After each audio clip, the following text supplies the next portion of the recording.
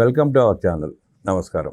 జగన్మోహన్ రెడ్డి ఇటీవల మాట్లాడుతా మావిగన్ పేరెత్తే చంద్రబాబు నాయుడు గారి గుండె ఆగిపోతుంది అంటూ వ్యాఖ్యలు చేసిన పరిస్థితి మనం చూసాం. జగన్మోహన్ రెడ్డి ఓడిపోయిన తర్వాత తన పార్టీని సమీక్షించుకోకుండా, చేసిన పొరపాట్లను సరిదిద్దుకోకుండా, ప్రజల క్షేమం కోసం ఏం చేద్దామనే ఉద్దేశం లేకుండా ఆయన మాట్లాడే తీరుని విశ్లేషించడానికి, వివరించడానికి మనతో ఉన్నారు Shaik Arif, state general secretary. ఆయన్ని అడిగి మరిన్ని విశేషాలు తెలుసుకునే ప్రయత్నం చేద్దాం. నమస్తే సార్. జగన్మోహన్ రెడ్డి ఇటీవల మాట్లాడుతా మావిగన్ పేరెత్తే చంద్రబాబు నాయుడు గారి గుండె ఆగిపోతా అంటున్నాడు. ఆయన ఆ వ్యాఖ్యల వెనకాల అర్థం ఏంటంటారు? తన పార్టీని నడిపే ఉద్దేశం ఉందా లేదా? మొన్న ఎన్నికల్లో 38% వచ్చిందన్న ఉద్దేశంతో అలా మాట్లాడుతున్నాడా? అప్పుడు ర్యాలీ అయిన వర్గాలన్నీ ఇప్పుడు ర్యాలీ అవుతున్నాయా? ఎట్లా చూస్తారు? యాజ్ ఏ ఒక ముస్లిం లీడర్గా మైనారిటీస్ చాలా వరకు జగన్మోహన్ రెడ్డి వ్యవహారం, ఆయన మాట్లాడే విధానం, ఏ విధంగా మాట్లాడుతున్నాడు అనే దాని మీద చాలామంది మైనారిటీస్ లాస్ట్ ఎలక్షన్ తర్వాత ఈ టూ ఇయర్స్లో అందరూ ఒక పర్సంటేజ్ ఆఫ్ ముస్లిం మైనారిటీస్ అందరూ తెలుగుదేశం పార్టీకి అగైన్ మళ్ళీ వెనక రావడం జరుగుతుంది. ఎందువల్ల అంటే ఇలాంటి లీడర్షిప్ కింద వాళ్ళకు కూడా ఉండడము, ఈ విధమైన అది సైకో అన్నది లాస్ట్ టైం అన్నారు కదా, అది రీజనబుల్. అది ఆయనకి ఆ బిరుదు అన్నది బేసికలీ కొంతమందికి ఏంటంటే మంచిగా పని చేస్తే, సొసైటీ కోసం పని చేస్తే మంచి చేస్తే బిరుదులు అలాంటివి ఇస్తూ ఉంటారు. ఇతనికి ఆ జనాలు ఏంటంటే ఆంధ్ర ప్రజలు ఏదైతే సైకో అని వాళ్ళకి ఆయన బిరుదు ఇచ్చారో అది కరెక్ట్ అని ఉండిద్ది. సైకో కూడా కరెక్ట్ కాదేం పదం, వేరే పదం లేదు కానీ అంతకు మించిన పదం వాడుకోవాలి. ఇప్పుడు చూడండి, మొన్న ఒక చిన్న ప్రెస్ మాట్లాడతా చంద్రబాబు గురించి మాట్లాడే, బేసికల్లీ అంత ఏజ్ కూడా కాదు ఆయనది. ఒక మాట్లాడేటప్పుడు మనం ఎవరి గురించి మాట్లాడుతున్నాము, వాళ్ళ తండ్రి వయసు గల అతను, ఆయనతో మాట్లాడేటప్పుడు ఏ విధంగా మాట్లాడాలనేది ఆ మినిమం నాలెడ్జ్.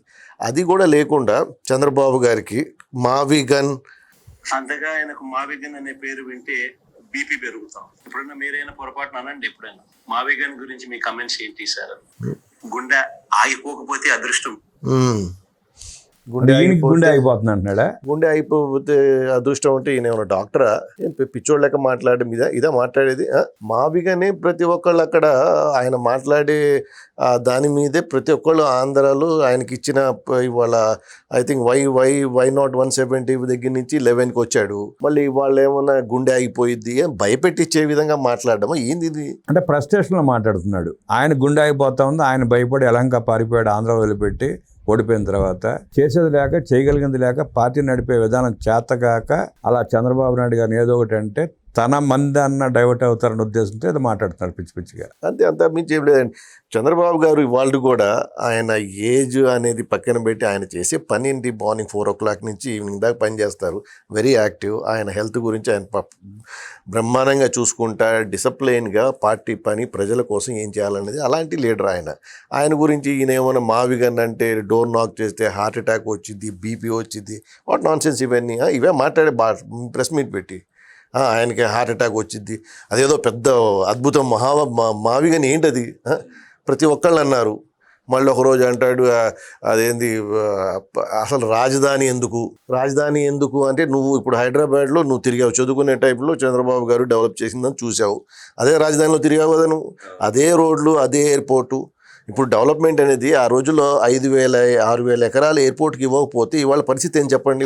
ఇవాళ లాస్ట్ 15 yearsలో హైదరాబాద్ ఏ విధంగా డెవలప్ అయింది? ఆ ముందు చెప్తూనే కదా ఆయన 5-6 వేల ఎకరాలు శంషాబాద్ ఎయిర్పోర్ట్కి వస్తే ఇవాళ కూడా రోడ్ ఎక్స్టెన్షన్ కానీ, ఎయిర్పోర్ట్ ఎక్స్టెండ్ చేయడం కానీ అవన్నీ జరుగుతున్నాయి. అవన్నీ చూశాడు. ఇవాళ చూస్తే 5,000 ఎకరాలు కూడా సరిపోవట్లేదు. అలాంటి పరిస్థితి. అంటాడు ఏమన్నా 50,000 ఎకరాలు తీసుకున్నారు, 1,00,000 ఎకరాలు తీసుకున్నారు అంటే ఏం కడతారో తెలియదు, 11,000 అంటాడు స్క్వేర్ ఫీట్కి, 16. అసలు ఎక్కడా పొంతన లేదు, అన్ని అబద్ధాలు. అరే నీకెందుకు? ప్రజలు తెలుగుదేశం పార్టీకి పరిపాలన రాజ్యం ఇచ్చారు. వాళ్ళు వన్ సైడ్ ఇచ్చేశారు, క్లియర్గా ఇచ్చేశారు. అంటే నువ్వు ఎక్కడ లేవు. నువ్వేందంటే వై నాట్ 175 అని ఇలాంటివి ఏమంటారా, బుడబక్కలు మాట్లాడతారా? ఈ మాట్లాడితే ఏమైంది? ఇవాళ ఎక్కడున్నావు నువ్వు? పరిస్థితి ఏంది? ఇవాళ వచ్చి ప్రజల ముందు వచ్చి మాట్లాడే పరిస్థితి లేదు, అసెంబ్లీకి రారు, మీకంటూ ఒక ప్లాన్ లేదు. ఎప్పుడు చూసినా ఒక అబద్ధాన్ని 10 సార్లు చెప్తే జనాలు నమ్ముతారు అనుకుంటున్నారు. బేసికల్లీ ఆ రోజులు కూడా పోయినాయి. ఇప్పుడు ఎవరు జనాలు కూడా ఈ పిచ్చోళ్ళు ఈ విధంగా మాట్లాడుతూ ఉంటే ఎవరు నమ్మట్లేదు. వాస్తవాలు అనేది అక్కడ జరుగుతూ ఉంటాయి. ఒక క్యాపిటల్ కట్టాలంటే, ఒక రాజధాని కట్టాలంటే ఏదో ఈయన చెప్పినట్టుగా ఒక 2 సంవత్సరాలు 5 సంవత్సరాలు అయ్యే పని కాదు. అది ఒక టైం ప్రకారం నడిచిద్ది. అలాగే అక్కడ చంద్రబాబు గారితో పాటు ఆయనకున్న లీడర్లు కానీ, ఆ చదువుకున్న లీడర్లు, వాళ్ళ ఎంపీలు కానీ, ఎమ్మెల్యేలు కానీ అంతా ఒక టీం ఉంది. వాళ్ళంతా వాళ్ళు ప్లాన్ చేస్తున్నారు. ఉండండి, ఒక 5 సంవత్సరాలు చూడు, నీ పరిస్థితి ఏముంటుంది. రేపు ఎలక్షన్లో నువ్వు 1000 కోట్లు ఖర్చు పెట్టినా కూడా నువ్వు వచ్చే పరిస్థితి లేదు. అలాంటి పరిస్థితి డెఫినెట్లీ చంద్రబాబు గారి ఆలోచన, అమరావతి ఆ క్యాపిటల్ డెఫినెట్లీ ఇండియాలో ఒక చెప్పుకునేదగ్గ ఒక క్యాపిటల్ కడతారు అన్నది ఇండియా మొత్తంలో కూడా చంద్రబాబు మీద ఆ క్రెడిబిలిటీ ఉంది. అది డెఫినెట్లీ జరిగి చూస్తుంది. అది నువ్వు చూస్తావు కూడా. అమరావతి రాజధానిగా వద్దు, పనికిరాదంటాడు. మళ్ళీ అదే అమరావతి మీద దాడి చేయడానికి మొన్న అంబటి రాంబాబుని పేరుని నాని పంపించాడు. వాళ్ళ పరిస్థితిని, వాళ్ళ వ్యాఖ్యలను ఎట్లా చూస్తారండి? ఎట్లా మనం చూసేది, జనాలు ఎట్లా కొట్టారండి, కుక్కల్ని కొట్టినట్టు కొట్టారు అక్కడ. ఏంది అది? ఇంకేముంది? ఇంకా వీళ్ళ మాటలు వింటున్నారా జనాల్లో? ఏంటంటే అయిపోయి 5 years ఇచ్చారు. వాళ్ళ ఫాదరు జగన్మోహన్ రెడ్డి చూద్దాము అన్న ఆలోచనతో 5 సంవత్సరాలు ఇచ్చాడు. ఏం చేశాడు? డే 1 నుంచి కక్ష పెట్టుకునే రాజకీయాలే తప్ప అది పగలగొట్టడం, అది ప్రజల సొమ్ము కాదు. పగలగొట్టడం అవన్నీ ప్రజల సొమ్మే కాదు. నువ్వు చేసింది ఏంది? ఈ 5 సంవత్సరాలు నువ్వు చేసింది ఏంది? నువ్వు ఒక ప్రొవైడర్ లాగానే ఉండవు, కానీ ఎక్కడ ఒక లీడర్షిప్ లాగా నువ్వు చేసింది ఏం లేదు అమరావతికి. అందువల్ల నీకేమైనా నువ్వు వై నాట్ 175 నుంచి డైరెక్ట్గా 10, 11 వచ్చినాయి. అవి కూడా రేపు ఎలక్షన్లో ఆ లీడర్లు కూడా ఉంటారని గ్యారెంటీ లేదు. ఈ విధంగా మాట్లాడతావు. ఇప్పుడు స్పష్టంగా కనపడుతుంది మనకి. ఆ పార్టీ నుంచి మాట్లాడేవాళ్ళు లేళ్ల అప్పిరెడ్డి, అంబటి రాంబాబు, పేరు నాని, కొడాల నాని, ఇలాంటి 7-8 మంది తప్ప 9వ వాడు ఎవడెవడు లేడు అక్కడ.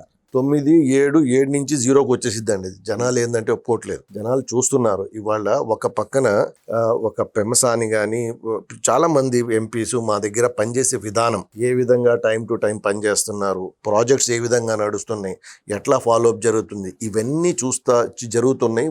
ప్రజలు గమనిస్తున్నారు. ఇలా గమనించేటప్పుడు ఇలాంటి మాటలు మాట్లాడే వాళ్ళకి పరువు ఉండదు. వాళ్ళు అర్థమైపోయేది. అంటే వీళ్ళు బేసికల్లీ ఈ ఉన్న పర్సంటేజ్ ఆఫ్ లీడర్లు ఈ విధంగా మాట్లాడతారు, వీళ్ళు సొసైటీకి పనికిరారు అన్నది డెఫినెట్లీ వచ్చే ఎలక్షన్లో కూడా ప్రజలు ఇదే విధంగా ఇస్తారు.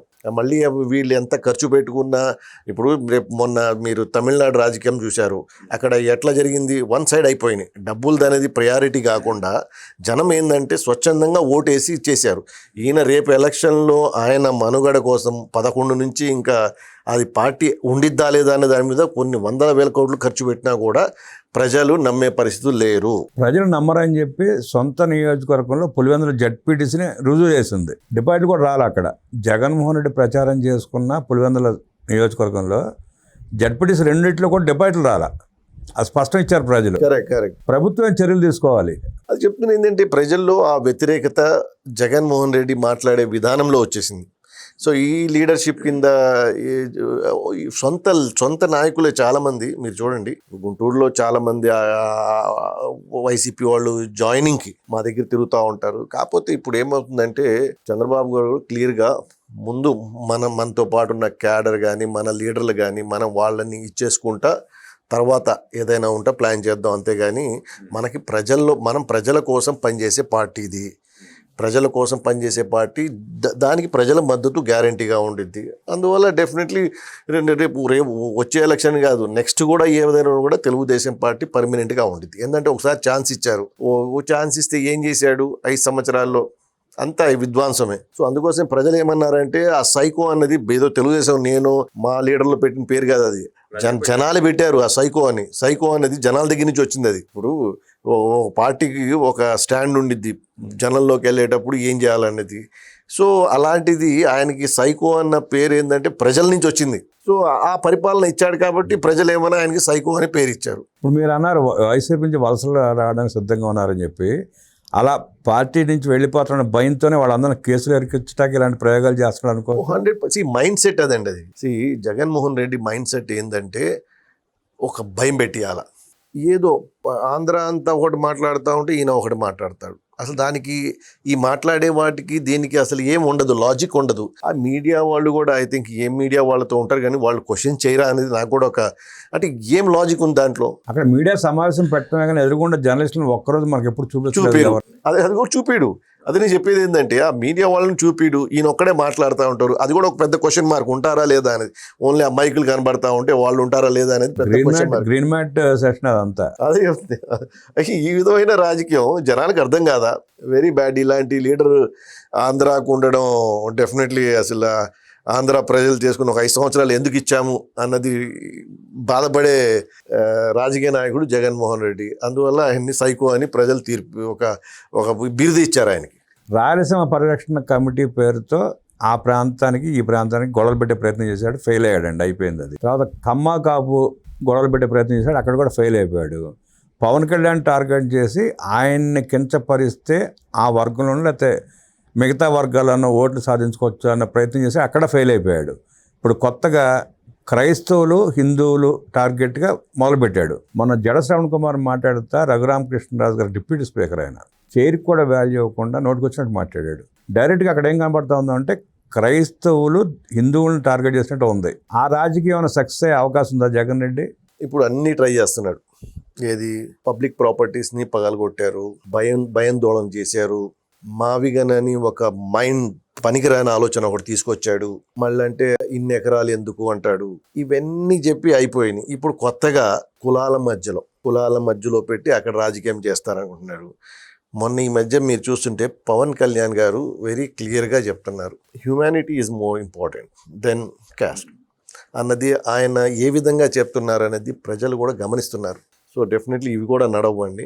ఆయన ఎక్కడ ఇలాంటి రాజకీయం చేసే వాళ్ళని ప్రజలు తప్పకుండా పక్కన పెట్టేస్తారు. ఇప్పుడు అంబటి రాంబాబు ప్రధాని రోడ్డు మీదకి వచ్చి ఇష్టానుసారం మాట్లాడుతున్నాడు, వ్యాఖ్యలు చేస్తున్నాడు.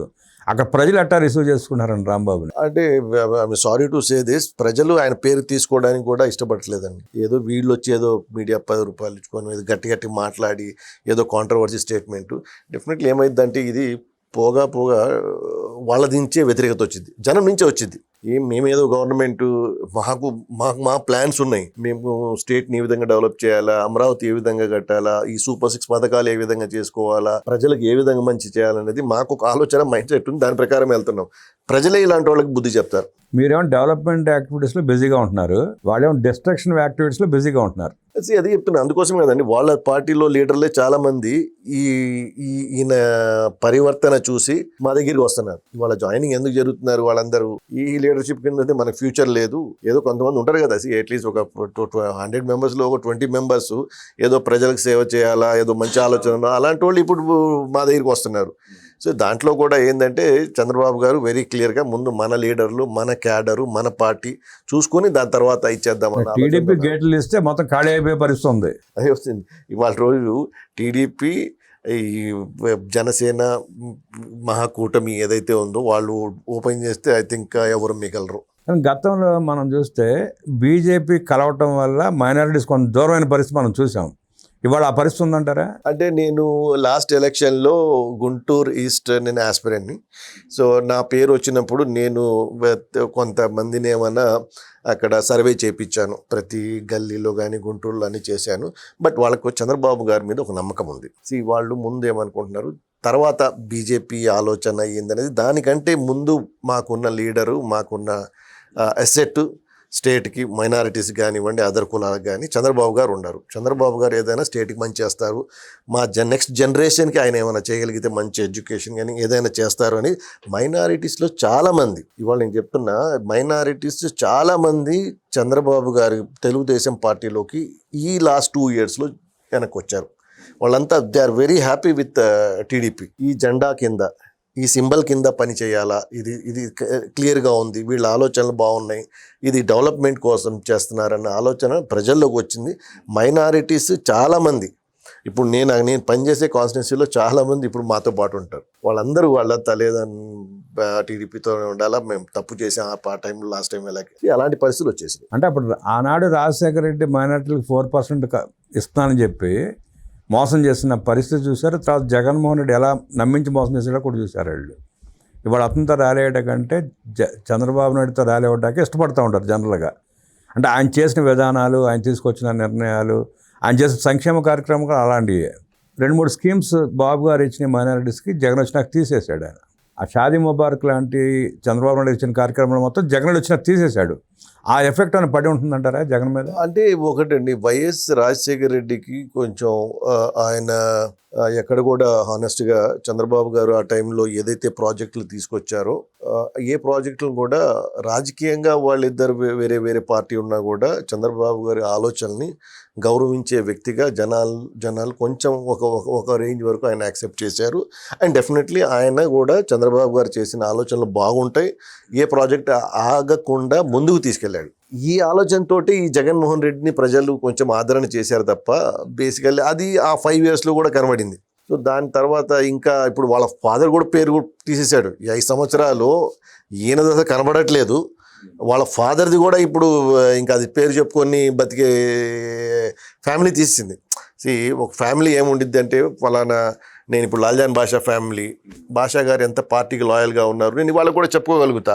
బాషా గారు పార్టీ కోసం ఈ విధంగా ఉన్నారు, మేము పార్టీ కోసం ఉంటాము, ఎంత ఏదైనా సరే పార్టీ కోసం నుంచుంటాము, ఏదేమైనా సరే అన్నది మా ఆలోచన. ఒక టైంలో రాజశేఖర్ రెడ్డికి ఆ ఇమేజ్ ఉంది, కానీ వాళ్ళ ఫ్యామిలీ వల్లే. ఇక మనం బయటది ఏం చెప్పు, వాళ్ళ ఫ్యామిలీ ఇప్పుడు వాళ్ళ సిస్టర్ ఉంది, జగన్మోహన్ రెడ్డి సిస్టర్, వాళ్ళ మదర్ కానీ వాళ్ళు మాట్లాడే భాష ప్రాపర్టీస్ కోసం ఎట్లా అయిపోయింది బయటకు వచ్చారు. నేను జగన్మోహన్ రెడ్డి సూటిగా ఒకటి అడుగుతున్నా, నువ్వు ప్రజల కోసం చేయడం తర్వాత సంగతి, ముందు నువ్వు నీ ఫ్యామిలీని చేసుకొని లీడర్వి, నువ్వు ప్రజల కోసం ఏం చేస్తావు? ఒక లీడర్షిప్ ఎక్కడ ఉండిద్ది? ఫస్ట్ ఏంటంటే ఈవెన్ ఇస్లాంలో కానీ ఎక్కడైనా కూడా లీడర్షిప్ క్వాలిటీస్ ఫస్ట్ నువ్వు ఇంటికాడి నుంచి స్టార్ట్ అయింది. నువ్వు ఇంట్లో ఏ విధంగా ఉన్నావు, నీ వల్ల ఇంట్లో అందరు బాగున్నారా లేదా, వాళ్ళని నువ్వు చేయాల్సింది చేసి తర్వాత నువ్వు సొసైటీలోకి వెళ్ళాలి. ఇక్కడ చూస్తే నీ ఫ్యామిలీలో నీ సిస్టర్ ఎవ్రీడే అంటే అపోజిషన్ వాళ్ళ కంటే ఎక్కువ మాట్లాడుతూ ఉంటుంది నీ సిస్టర్. సో అదే సిస్టర్ నీకోసం వందల కిలోమీటర్లు వాక్ చేసి నీకోసం పనిచేసింది. అంతే, ఎంత తేడా ఉంచండి. అంటే ఈ మైండ్ సెట్ బేసికలీ ఏంటంటే ఇలాంటి మైండ్ సెట్ రాజకీయాల్లో పనికిరాదు. సో ఏంటంటే వీళ్ళు ఏంటంటే రాజకీయ ముసుగులో ఉన్న సైకోలు, గూండాలు, దోపిడి ముఠ ఇవన్నీ అనుకోవచ్చు. ఓన్లీ ఏంటంటే ఆ రాజకీయం అనేది ఒకటి తీసుకొచ్చారు, బట్ చేసేయన్నీ ఇవే పనులు. జనాలకి అర్థమైంది కాబట్టి లాస్ట్ ఎలక్షన్లో ఈ పరిస్థితి. నెక్స్ట్ ఎలక్షన్లో ఈ విధంగా మాట్లాడితే ఏది భయపెట్టేచ్చే విధంగా చంద్రబాబు గారికి మావిగన్ అంటే ఉండే, అరే పిచ్చోడా పొద్దున్నుంచి ఆయన పని చేస్తూ ఉంటాడు, ఆయన యాక్టివ్ చూడు. ఆయనకి నీకు వయసు తేడా 20 సంవత్సరాలు సుమారుగా, అంతే. ఇంకొక 20 సంవత్సరాలు పోతే జగన్ రెడ్డి కూడా 75 ఏళ్ళు వస్తాయి, 80 ఏళ్ళు వస్తాయి దగ్గర. అంటే ఆ 20 సంవత్సరాలు అవసరం లేదండి. రేపు పొద్దున నేను జగన్మోహన్ రెడ్డిని నేను ఛాలెంజ్ చేస్తున్నా, చంద్రబాబు గారి ఫిట్నెస్ లెవెల్ చూపిమని నేను ఛాలెంజ్ చేస్తున్నా. నేను కూడా ఫిట్నెస్లో ఉండాను. నేను నాకంటే ఐ థింక్ 1-2 years నేను చంద్రబాబు గారు మైక్ పట్టుకుంటే 2 గంటల నుంచో మాడతారు, నేను నుంచోలేను. ఈయనకు రేపు ఛాలెంజ్ చేస్తున్నాము, వచ్చి చూడమనండి. ఈయన 2 గంటలు కూర్చుని కూడా మాట్లాడలేడు. సో ఈయన మాట్లాడతాడు చంద్రబాబు గురించి, అదే మావిగనంటే అవన్నీ ఏంటంటే పిచ్చి మాటలు, జనాలు చీకొట్టే విధమైన మాటలు. అదే అంటే ఏదో భయపెట్టించాల. ఇలాంటి లీడర్ని డెఫినెట్లీ జనాలు యాక్సెప్ట్ చేయరండి.